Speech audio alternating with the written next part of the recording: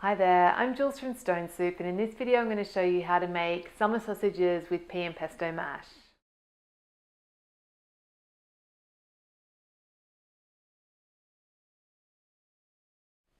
So I've got my peas, frozen peas straight out of the freezer in this heat-proof jug. I'm just going to pour boiling water over and just leave them to stand for about 60 seconds, just long enough for the peas to defrost. We don't really want to cook them because they just stay really nice and fresh. I've stood my peas, drained them, get them back in our bowl or jug that I'm using.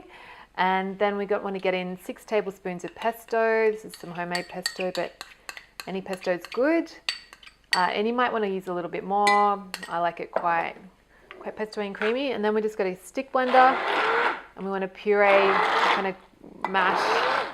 Okay, so I've got my kind of chunky pea mash, and now I'm going to serve it up. So I've had a taste, I've given a little bit of salt.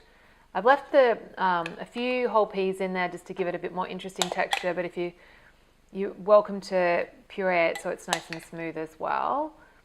So just divide between 2 plates.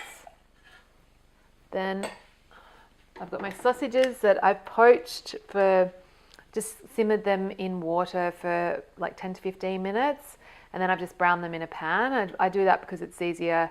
I find it much easier to get them cooked through first, but you could just cook your sausages however you like to cook them. And then I'm just going to finish with some grated Parmesan over the top, just on one side. Great. And a little lemon for freshness. All good. So if you enjoyed this recipe, come on over and visit my blog. It's thestonesoup.com, and if you sign up for weekly email updates, you'll get a free e-cookbook for simple dinner ideas just like this one.